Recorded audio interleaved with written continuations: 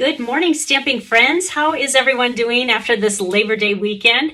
I hope you guys all had a good weekend, and we had kind of a relaxing weekend. Not too much planned, but my husband decided that he would do the honey-do list. So you know that was huge in my world. So I was happy to get some little projects done around here.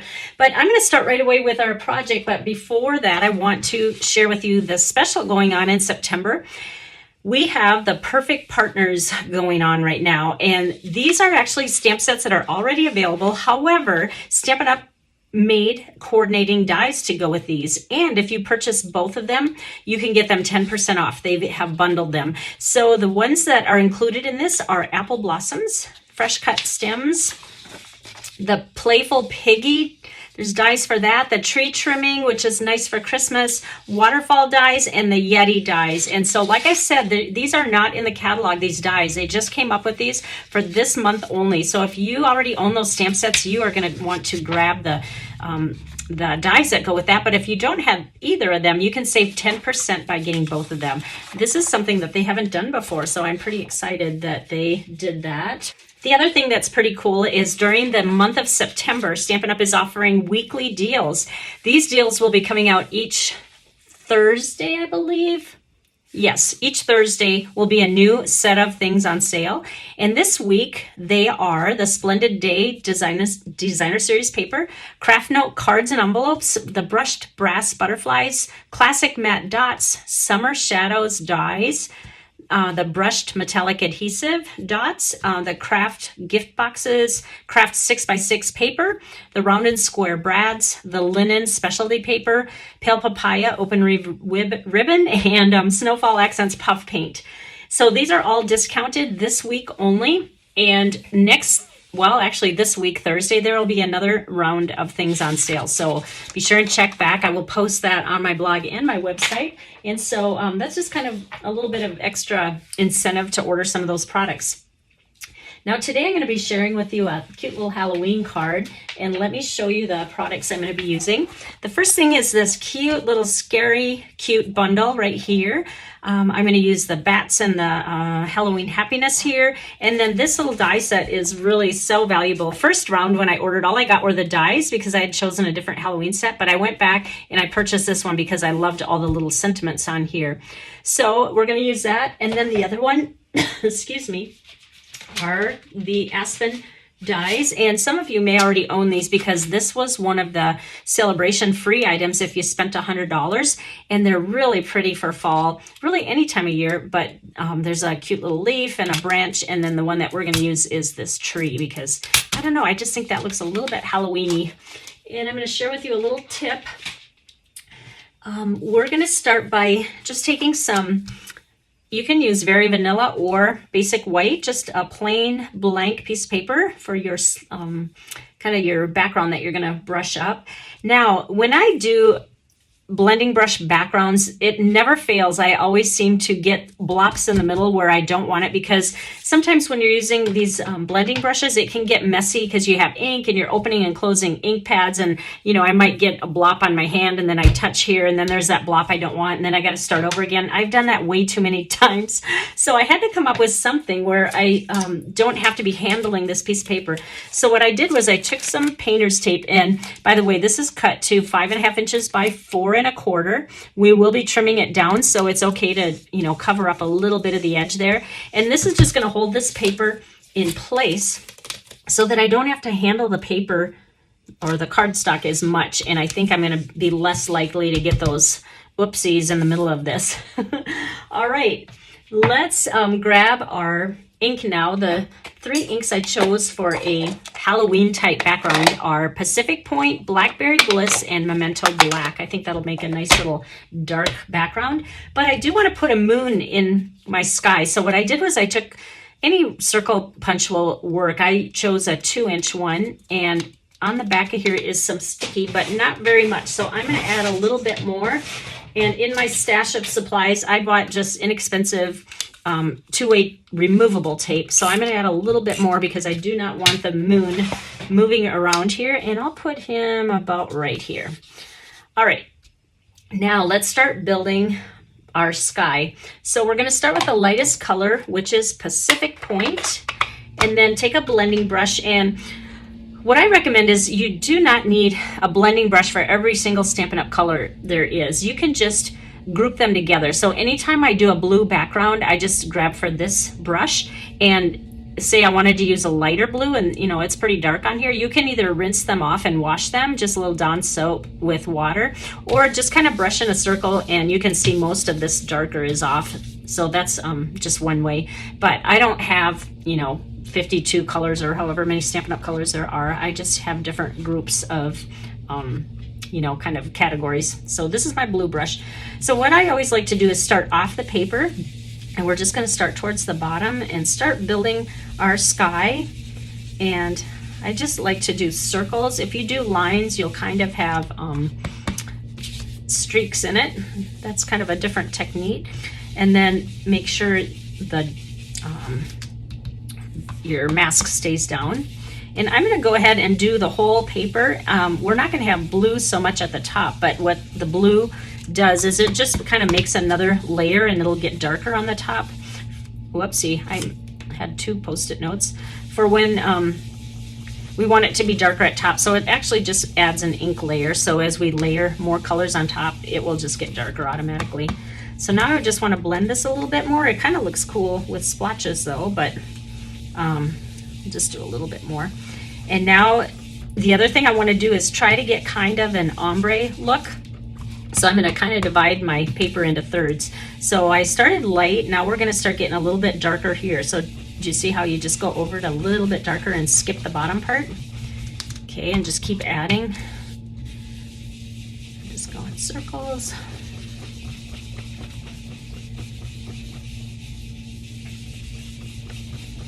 All right, I think that looks pretty good.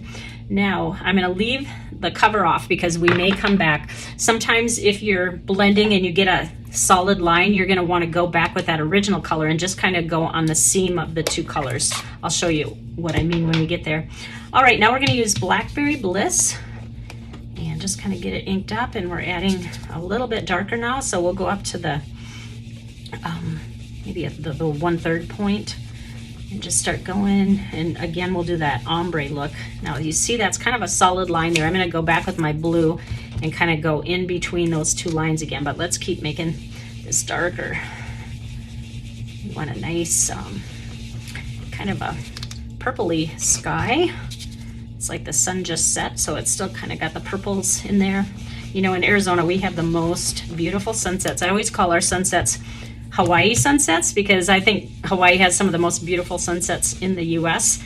But because Arizona is so dusty, I'm pretty sure that's what makes our sunset so dusty. Sunset so pretty. All right, let's go a little bit darker. And can you see, like, look at my hands are getting inked up a little bit, but because I have it taped down, I don't have to handle my Very Vanilla piece. So we're gonna get a little bit darker here.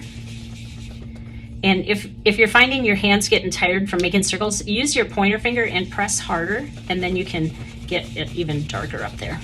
All right. Now, like I said, I'm going to go back on this seam that we made here, back with the blue again. And it's just going to blend this line a little bit better. See how that pulls it in? Isn't that cool? All right. Now the last color we have left is the black. So I'm going to do the same thing. I'm going to leave that Blackberry Bliss cover open, grab my Memento, and this is kind of my grayish one. Actually, it looks kind of like crumb cake, but I'm going to use black on this one. Nice. All right, let's go for the last third now. And we want this to be really dark, so we're going to add quite a few layers up here, and don't worry about that line that it's making, because we're going to go back and fix that with our purple, and we're going to make it almost solid black up there. And remember, we have that mask, so once I remove that, it's going to be a really nice cream colored moon. When my husband and I go walking at night, it's fun to watch and see what the moon does every night. And when we have kind of that low full moon, I always call that the Halloween moon. We have a Halloween moon tonight. All right, that's pretty solid. Maybe we'll do a little bit lower for that ombre. All right, let's go back one more time now with the purple. And we're just gonna kind of fix that little line that was made here in between and blend those a little bit more like that. All right, this is really coming together pretty well.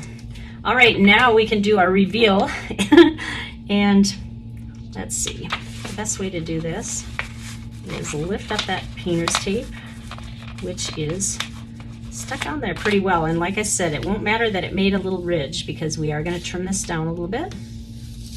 Whoops, unless you rip your paper. It's all right. I think I have 1/2 inch leeway here, so just be careful when you rip it off that you don't get too far up in the paper. All right.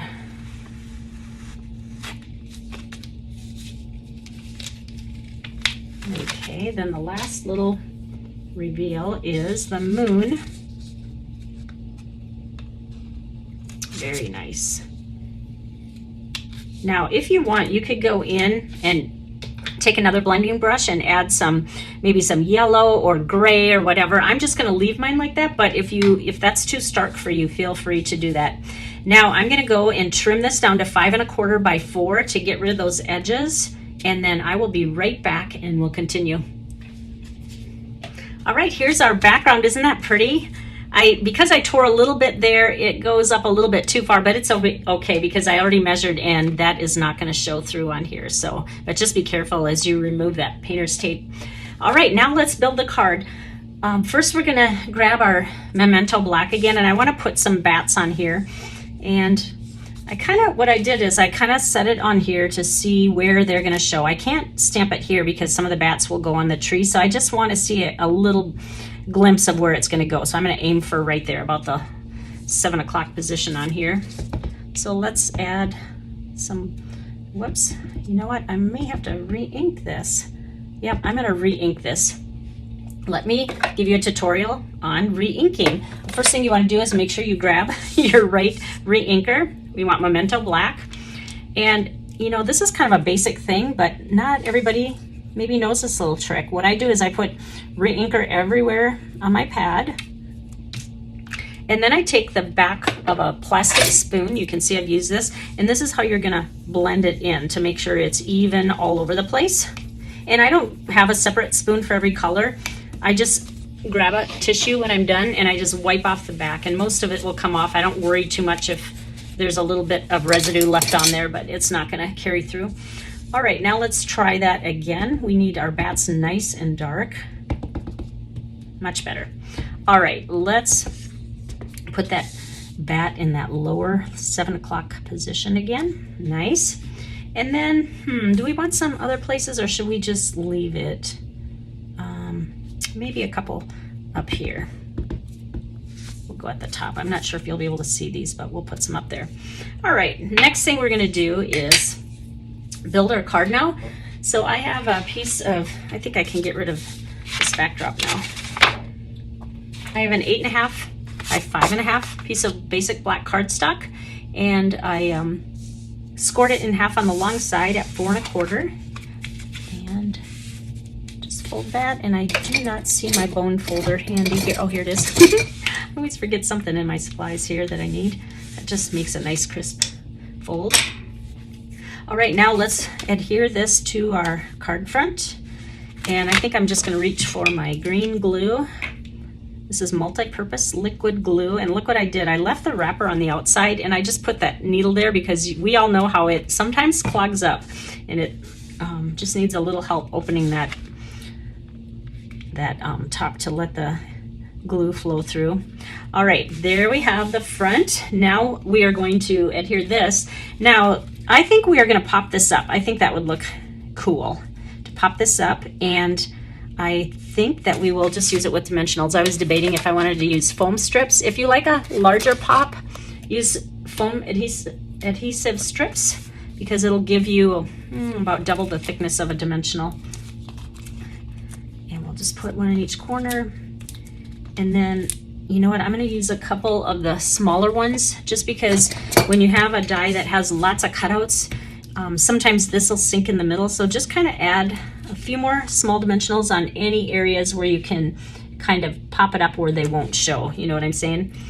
And I'm gonna put, I'd like to put some on there. I guess I could cut some down, but I'll just come close to that area.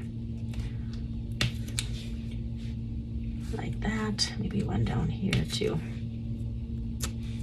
And whoopsie. One more, right here. Just kind of randomness. All right, now remove all these. What do you guys do for Halloween? We usually go trick-or-treating with our grandkids now that we are empty nesters, which, by the way, it kind of hit me this week. I won't ever admit this to my son, but I actually even shed a few tears, and I did not think I would be like that. But I just miss the coming and going. He's so busy anyway, even when he was here, but it's just so quiet here, and I'm used to a little more action, so it really is hitting me. Maybe it's because it's the last one, I don't know. All right, for this part, whoopsie, I didn't go over enough to the left. You know what though? I just thought of one more thing we're gonna do. I wanted to add some baker's twine before I put this around. So let's hold off putting that on and let me grab my baker's twine.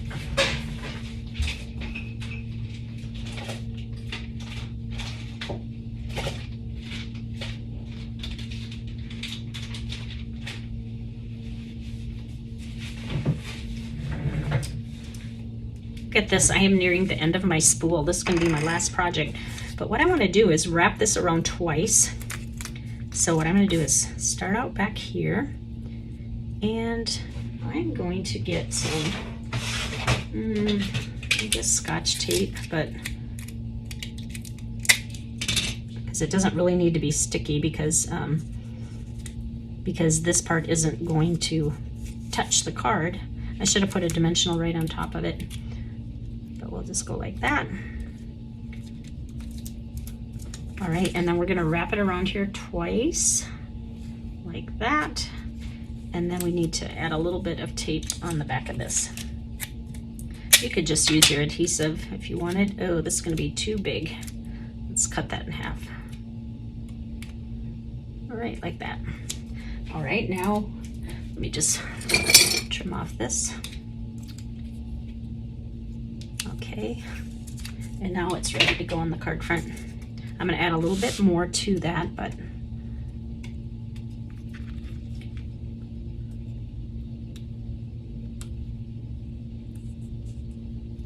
you know what, I probably could have trimmed that vanilla down a little bit more because it's showing through just a tiny bit.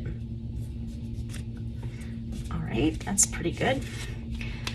All right, now the next thing is we're going to do a little sentiment, and what I did it beforehand just because this is such a tight fit. Anytime you have a sentiment that's a really tight fit with the die, you're going to want to stamp it first and then die cut. If you do it the opposite, if you die cut, chances are you're not going to be even, and you might be going uphill or downhill. So if you do it the opposite, then you can line up your die with your words. What I did was used white craft ink, and I chose not to emboss it, even though it is ink that can be embossed, because I don't want it that bright white. I want it a little bit subdued. It almost looks a little bit gray.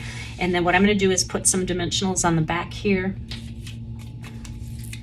And we'll stick this on the front so that it has a little bit of greeting or sentiment on it. And there's just a couple more things I want to do, and then this card will be just about done. So let's put that about right there. All right, whoopsie, it's kind of balancing on the baker's twine. There we go. All right, the last thing is I cut a whole bunch of little bats here, and what I'm going to do is just kind of bend them back because this will give them a kind of a 3D look. And I took one of every size bat, so you get 2 large, 1 medium, and 3 teeny tiny ones. And I might even use all of them, but we're going to add some bats to the trees, and this is what it's going to make it really kind of spooky looking. All right, let's figure out where we should put these. Let's do one large one down here, and I think you can use glue dots if you want, but I tend to grab the multi-purpose liquid glue.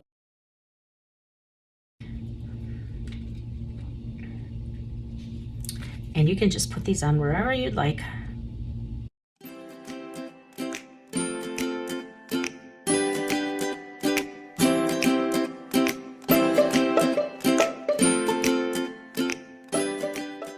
there you have it. There's our cute little Halloween card. Once that glue dries, feel free to kind of pinch them up a little bit more. This would even be cute in a little 4x6 frame, and then you could just use it as part of your Halloween decor. For those of you who are interested in any products you might have seen, and also a way to get 3 free kits in the mail, I offer Creative View every month for my customers who are online or in person that want to place an online order. All you have to do is place an order that's $35 or more and use the host code right here, and that will qualify you for my Creative View projects. I send 3 free projects every month, plus you'll get a PDF with instructions, and that way you can create with what you have, or if you see some products you might like, you may want to order those. I send these out a little bit after the 10th of the month, so the deadline is always the 10th. So if you order by September 10th, you will get in on September's projects. We are well into holiday projects, so this is a really fun time of year to get in on these. And if perhaps you order after the 10th, you will just roll over to the next month and you will get the 3 free Creative View projects in next month.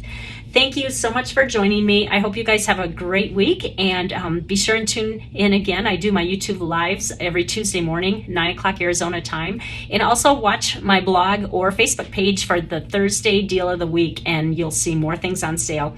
Thanks again, guys. Have a great week. Bye-bye.